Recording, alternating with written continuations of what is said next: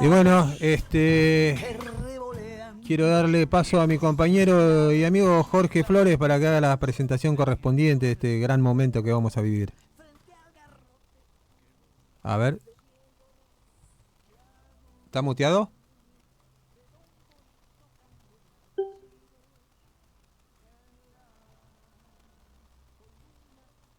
Quizás Jorge, abarcativo, ¿estamos? porque realmente estar con el invitado de hoy es muy emocionante. La última vez que pude estar con él fue en un lugar que a veces, como dice Pancho Ibáñez, todo tiene que ver con todo. Fue en el Centro Cultural Padre Mujica, que lamentablemente cerró sus puertas en Banfield. Él hizo un show espectacular. Eso fue la última vez que pude hacerle una entrevista. Aparte, también hay algo muy particular porque mi hija se llama Catalina por una de sus canciones, Catalina Bahía. Así que bueno, le damos la bienvenida a la radio municipal de Florencio Varela, a nada más ni nada menos que Miguel Cantilo. ¿Cómo estás, Miguel? Buenas tardes. Jorge Flores te saluda. ¿Qué tal, Jorge? ¿Qué tal? Un gusto y muy, muy agradable escuchar aquello de que tu hija se llama Catalina por Catalina Bay. Muy bien. Sí, totalmente. Fue lo primero, el primer nombre. Mi primera hija se llama Grisel justamente por el tango, ¿no es cierto? Y mi segundo sabía que se iba a llamar Catalina. Y realmente por eso es muy emocionante volver a escucharte. Sabemos que en un momento especial, ¿sí? Estás lanzando tu número 36, tu disco número 36, Amigo, así le cuento a la gente, que como siempre, ¿no? Abreva el movimiento de rock, pero siempre hay bandoneones, sí, hay diferentes ritmos. Así que contanos un poco cómo se gestó Amigo. Sí, es un álbum de canciones, tiene 14 canciones, así que hay para elegir, y son todas de diferentes ritmos, ¿no? O sea, están todas montadas sobre estilos diferentes. Pero lo principal para mí es que por primera vez trabajo con mis dos hijos, con los que vengo tocando hace rato, pero en esta oportunidad es como que se encargan de la producción y de los arreglos, intervienen con los instrumentos, con las voces. Es bastante protagónica su participación. Entonces, inclusive hay un par de canciones que compuse con uno de ellos. Así que en ese sentido para mí es un hito, en el sentido, por un lado creativo, por otro familiar. Pero por otro lado es un álbum que fue gestado de una manera muy particular, porque yo estoy la mayor parte del año residiendo en España, donde tengo mi pareja y compartimos la vida allá, y vengo siempre algunos meses aquí a estar con la familia y a trabajar, a dar conciertos, y en este caso a lanzar el álbum Amigo. Así que es un álbum que se gestó en, en mis hijos trabajando desde aquí a Argentina y yo trabajando desde España, con las ventajas que nos da hoy la tecnología, que nos permite a través de la computadora y a través de los programas que existen, trabajar como si estuviéramos juntos, pero a distancia. Exactamente como ahora estamos charlando vos y yo a distancia, pero como si estuviéramos juntos. Perfecto. A veces el destino nos lleva bueno, a dar con los días, a veces indicados, a veces no. Hoy justamente es miércoles y iniciamos el programa con un tema justamente. A ver, Jorge. Se cortó un poquito, ¿no? Sí. A ver que vuelva Jorge.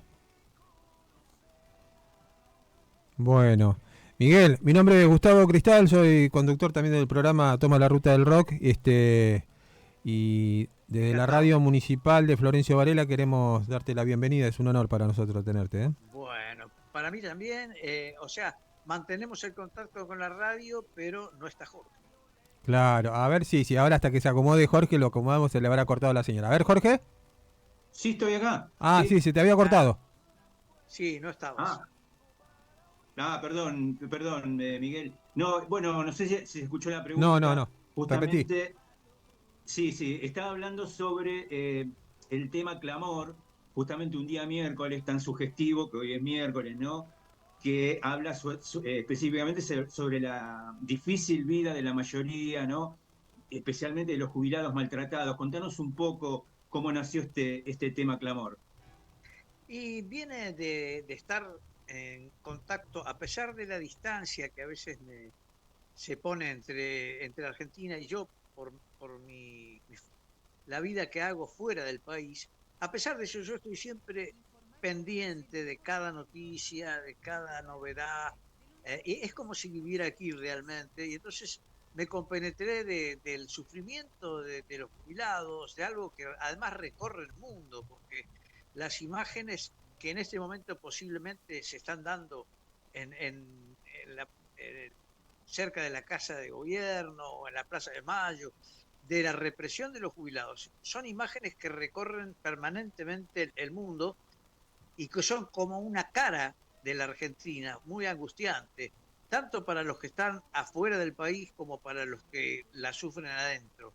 Entonces, a través de esta canción, yo lo que he querido es simplemente retratar, por un lado, el fenómeno este de la represión, de la protesta, y por otro lado también hacer una semblanza de lo que le ocurre a la mayoría que está sumergida en este momento, como todos sabemos, en necesidades insatisfechas, en una presión social muy, muy dura. Entonces, lo que he pretendido hacer es simplemente, con esta canción, es darnos fuerzas unos a otros para tratar de sacar a la Argentina de la situación en que está. Es decir, no se trata ni de odiar, ni de encontrar enemigos, sino simplemente de buscar la forma en que cada uno puede aportar algo para sacar a Argentina de la situación en que está. Bien, recorriendo también otro de los temas, el Gran Huracán, ¿no? Que es un tema que tiene una impronta de Dylan, ¿no? Bastante, una impronta muy especial, porque retrata en realidad el vértigo en el mundo y ese huracán, ¿no? Que de intensidad, y haces una mirada muy especial de dónde hay que pararse cuando uno está en el huracán. Contanos un poco sobre eso.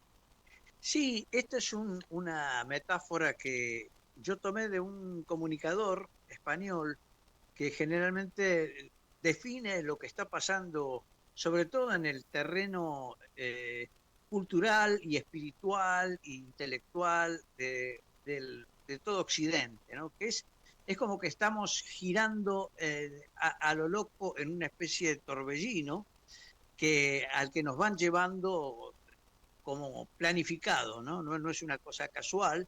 Y bueno, que realmente hay una manera de evadir un poco los efectos directos, no en sí el fenómeno, sino los efectos que pueden operar sobre nosotros. Y es tratar de buscar nuestro centro, y el centro, según lo expone la metáfora, el centro del huracán. Digamos que cuando hay un huracán, un vórtice, una torbellino, el único lugar donde uno puede instalarse físicamente sin ser absorbido y arrastrado por la energía del huracán es en el centro mismo del huracán. Esto es una cosa que ha sido corroborada por los que han estado sumergidos en el fenómeno, ¿no? Entonces, aquí la metáfora es que si no nos queremos dejar llevar por la locura, por la violencia, el odio, el miedo que está generando este tipo de vida, la única manera es buscar nuestro centro, buscar el eje del huracán y tomar conciencia de lo que está pasando, ¿no?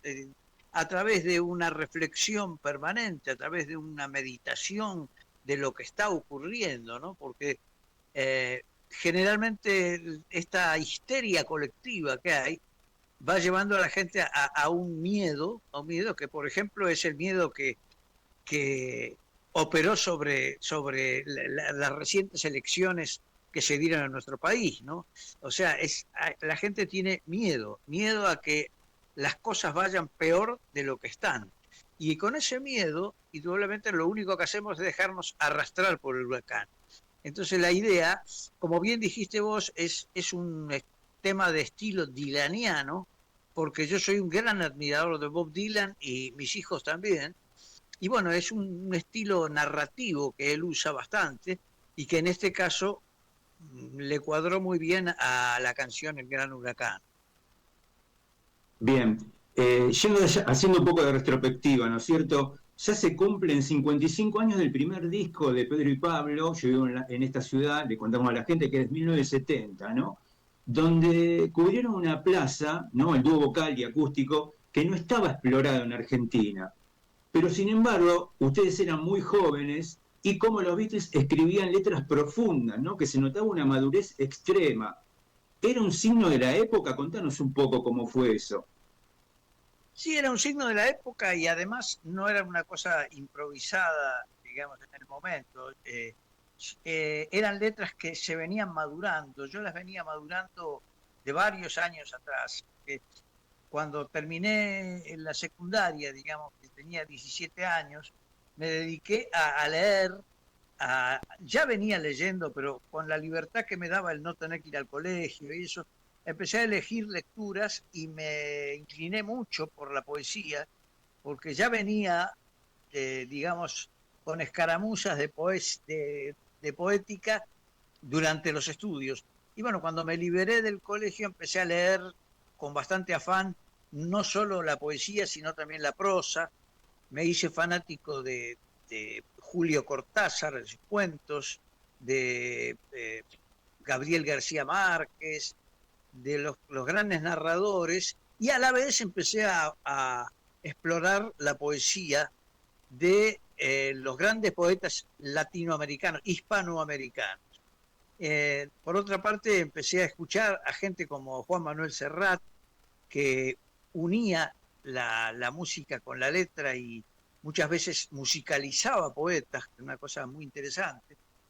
Y por supuesto los grandes cantautores que venían ya del tango y del folclore, me alimentaron mucho. Por eso te digo, ese álbum fue el producto de una maduración de por lo menos 3 o 4 años.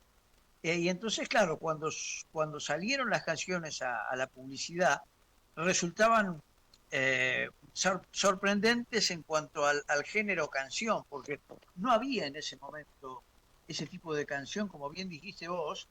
Había un tipo de música pasatista, digamos, donde lo más, digamos, pulido que podía haber era Sandro, por ejemplo, que era un ídolo de masas, pero que también tenía su búsqueda, digamos, dentro de las letras, siempre en el terreno romántico, pero con una herencia del rock, porque había sido originalmente un rockero, una especie de Elvis Presley.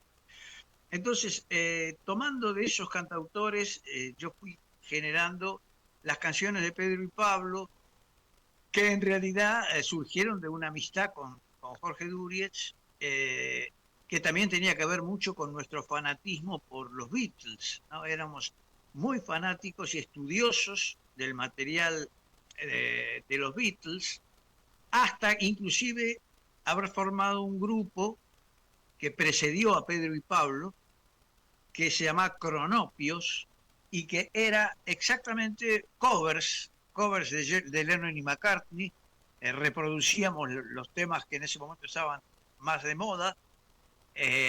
Con un tercer cantante lo hacíamos a 3 voces. Luego ese tercer cantante se abrió del grupo y quedamos Jorge y yo, y armamos el dúo Pedro y Pablo, que se profesionalizó, como bien decimos, en el año 1970. Bien, le contamos a la gente también que dentro, bueno, de la extensa trayectoria de Miguel, hubo una época, yo considero, bueno, bastante complicada, que fue la censura. Estuvo 5 años en el exilio, Miguel, y nos gustaría que nos cuentes, sé que pasaste por diferentes países de Latinoamérica que creo que también te hicieron enriquecer tu acervo musical, pero contanos un poco cómo fue vivir en el exilio en ese momento. Bueno, simplemente antes de que las cosas se pusieran mucho peor, o sea, en el año 74, fines del 74, yo me vi venir que las libertades iban a ser cada vez más cercenadas, tuve algunos episodios policíacos y entonces decidí irme del país. Y entonces empecé por ir a Bolivia, a Colombia y a Ecuador, y estuve explorando esos países como las posibilidades de poder seguir haciendo mi trabajo ahí.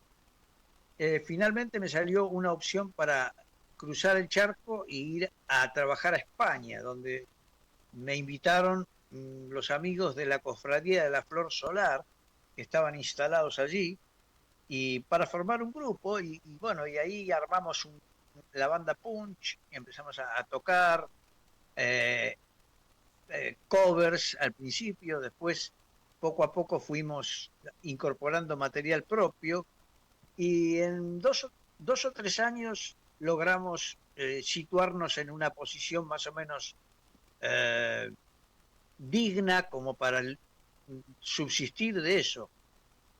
Pero afortunadamente ya en el año 80, después de estar 3 años trabajando en España, eh, hubo una propuesta de regresar a la Argentina y continuar haciendo ese proyecto, Miguel Cantilo y Punch, aquí grabando álbumes y bueno, y ahí digamos que volvimos a trabajar al principio con ese material con que estábamos en España y después poco a poco yo me fui volviendo a encontrar con mi compañero Durietz y rearmamos el dúo Pedro y Pablo allá por el 82.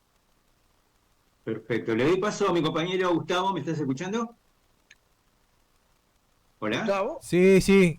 ¿Me escuchás, Miguel, ahí? Sí. sí, te escucho un poco saturado. Bueno, a ver, vamos a ver ahí. Recién, mira, estaba charlando en una entrevista que le tuve que hacer, le pude hacer a Nico Fabio, el hijo de Leonardo Fabio, ¿no? Y en el repaso por la trayectoria del padre está muy marcada también el exilio, ¿no? Y hay una pregunta que me surge también escuchándote, voy conociendo tu trayectoria. ¿Qué hubiese sido del exilio sin la música para vos? ¿Qué rol ocupó la música en toda esa etapa donde uno como ser humano, como individuo, también se encuentra con sus circunstancias?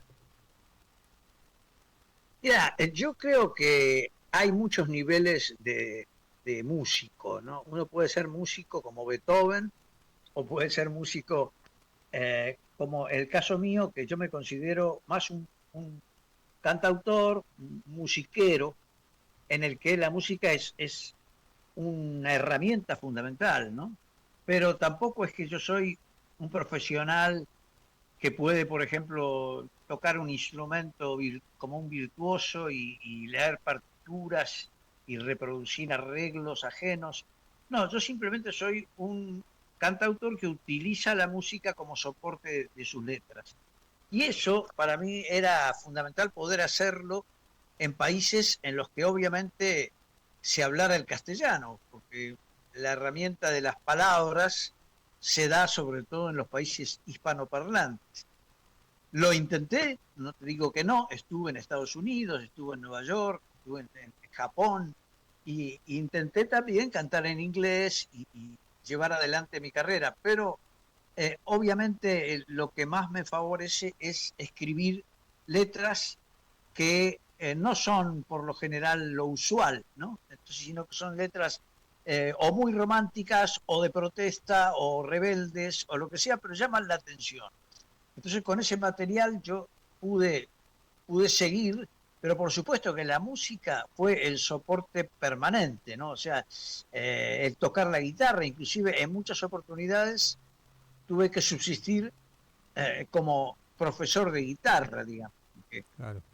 lo que yo sé de guitarra no es, digamos, lo que puede llegar a saber un concertista o un Paco de Lucía, digamos, pero me defiendo y con eso la gente que veía lo que yo hacía le interesaba aprender a hacer lo que yo hago. Entonces, trabajé durante bastante tiempo como profesor de guitarra enseñando a componer canciones, a escribir letras, todo lo que uno puede hacer para subsistir, sobre todo cuando está en el exilio, uno echa mano de eso. pero por supuesto, la música fue un baluarte, un pilar fundamental para que pudiera seguir subsistiendo. Claro, Miguel, además, dentro de tu música, una de las cosas más importantes que hay es lo que dijiste, lo que escribiste, lo que escribís, lo que para el otro, ¿no? Para el tercero. Vos, para nosotros dentro del rock, tenemos un tema similar a Cambalache, que es la marcha de la bronca.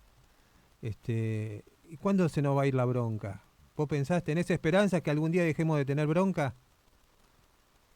No, yo creo que es un mecanismo que tenemos para defendernos de la injusticia, ¿no? O sea, yo creo que nunca debe dejar de haber una dosis de bronca. Lo que importa es que no nos ahogue hasta el punto de saturarnos, ¿viste? Y transformarnos en gente eh, con, con mal humor, con gente con un estado de ánimo agrio. No, yo creo que la bronca es otra cosa. La bronca es esa explosión que uno siente emocionalmente cuando se enfrenta a injusticias, a, a desniveles sociales, pero lo que ocurre es que a veces esa bronca se intensifica porque las situaciones lo requieren. Y eso un poco es lo que pasa cada tanto en nuestro país.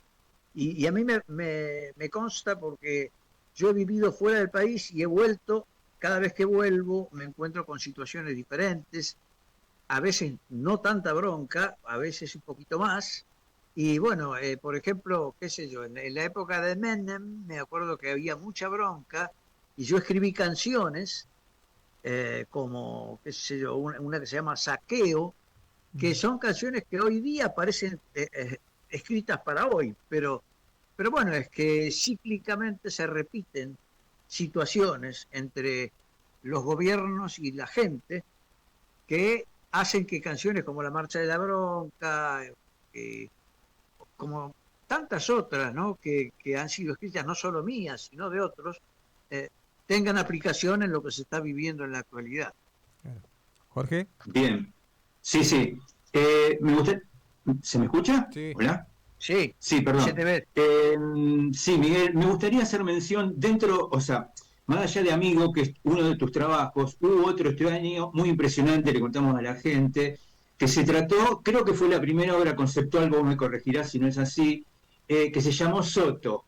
Claro, la gente se puede preguntar quién es Soto. Antonio Soto, que era un activista que escapó hacia la Argentina, ¿no? Bueno, ¿por qué? Porque en su momento, bueno, esto se explica bien en la película de Patagonia Rebelde, pero me gustaría que nos cuentes vos quién era Antonio Soto, que va a ser más preciso. Sí, Antonio Soto era un gallego de La Coruña, más precisamente de un pequeño puerto que se llama Ferrol, sí, en Galicia, que se embarcó un poco por obligación en su juventud, porque había una guerra que se estaba librando con Marruecos, en la que reclutaban soldados jóvenes y él no tenía ningún interés porque era un tramoyista, lo que se llama un tramoyista, que es un eh, trabajador del teatro, que se encarga de todo lo que son decorados y, bueno, era un teatrero, digamos. Y no le interesaba para nada ir a pelear a la guerra, eh, digamos, eh, obligatoriamente, porque no era su guerra ni le interesaba. Entonces se embarcó para la aventura de Sudamérica y cuando llegó se dio cuenta que te iba a tener que trabajar muy duro a partir de que bajó del barco, ¿no? Inmediatamente, apenas desembarcó, ya lo pusieron a trabajar como estibador, como... Bueno, él fue derivando hacia la zona patagónica y eh, recaló en Río Gallegos, en la provincia de Santa Cruz. Allí desarrolló una actividad obrero, digamos, de, eh, más bien de la zona campesina, digamos, ¿no? De los ganados lanares y todo eso. Bueno, y ahí se hizo dirigente sindical, o sea, más que nada como activista, para tratar de frenar la explotación indiscriminada que existía en ese momento. Estamos hablando del año 1920 aproximadamente. Había una explotación descarnada de los obreros, ¿no? O sea, sobre todo en las provincias, donde los latifundistas, asociados al gobierno como siempre, sometían a las mayorías de obreros. Entonces ahí Soto encaró el liderazgo de la rebelión de obreros en Santa Cruz. Y allí el gobierno de ese momento decidió enviar a un militar muy cruel que tomó como decisión fusilar a todos los obreros que se amotinaran, que protestaran. Entonces ahí realmente fue duro porque se fusilaron 1.500 obreros y ahí Soto, que había sido como vocero de todos esos obreros mutilados, llegó a a prever lo que iba a pasar y dijo una frase que está en una de las canciones, que es: yo no soy carne para dar a los perros. O sea, se dio cuenta del grado de crueldad y entonces ahí cruzó la cordillera de los Andes a caballo y se fue a Chile. En Chile se instaló cerca de Puerto Montt un local como bar, restaurante, qué sé yo, como era en aquella época, todo muy primitivo, en el cual se empezó a ver una circulación de artistas, de músicos, cantantes, poetas, inclusive se comenta que Pablo Neruda estuvo también en algún momento visitando el lugar. Bueno, es una historia muy particular que a través de un sociólogo de Río Gallegos que se llama Mikey Oliva, fui convocado para trabajar en el proyecto de musicalizar canciones que contaran la vida del Soto. Y eso fue lo que hicimos. O sea, el año pasado estuvimos trabajando con Mariano Díaz, que es un músico argentino casualmente de Río Gallegos, pero que reside en España. Estuvimos trabajando en las canciones y a principios de este año aquí se publicó el álbum Soto, al que pueden acceder a través de las plataformas digitales, y que es un homenaje no solo a Soto como personaje, sino a la cantidad de obreros que perecieron en aquel caso y gente que dejó su vida por tratar de mejorar la situación de trabajo en la provincia de Santa Cruz. Bien, bien, bien, extraordinario, extraordinario ese trabajo, recomiendo fervientemente que lo escuchen. Y volviendo a Amigo, que es el otro, el más cercano, digamos, contanos un poco por qué le pusiste Amigo al disco. Sé que hay un poema de Antonio Machado que tuvo que ver, que me gustaría que nos digas también, después de desarrollar el nombre. Sí, la realidad es que todos los seres humanos en el fondo tenemos un amigo interior con el que nos solemos comunicar casi a diario, al que le pedimos consejos, con el que intercambiamos impresiones. Somos como muy proclives a buscar dentro nuestro una voz que nos guíe, que nos oriente, ¿no? Y ese amigo puede tomar todas las formas que uno quiera, o sea, puede ser, cada uno lo puede vestir, lo puede adornar de la manera que le parezca, pero no podemos dudar que hay una voz amiga que dentro nuestro nos aconseja y con la que hablamos a diario, ¿no? Entonces, ese amigo es al que yo le dedico el álbum, lo, digamos que lo ornamento como se me ocurre a mí, pero creo que cada uno tiene la libertad de sentirlo como quiere, pero es muy importante charlar a diario con ese amigo, ¿no? Evaluar las cosas que están pasando, eh, los caminos que podemos llegar a tomar. Bueno, yo creo que esta amistad es un poco la introspección, un poco la toma de conciencia, es un poco, en cada uno se da de una manera distinta. Hay gente que lo ve desde el lado más filosófico, intelectual, hay gente que lo ve desde el lado más terapéutico y hay gente que lo ve también desde el lado más religioso. El protagonista de la canción principal, que es una canción que se llama Ayúdanos, le pide ayuda al amigo, pero no desde un punto de vista exclusivamente religioso, ni siquiera esotérico. Es simplemente que cuando el protagonista de la canción se encuentra frente a una situación que parece difícil de resolver, como la que está viviendo en este momento en nuestro planeta,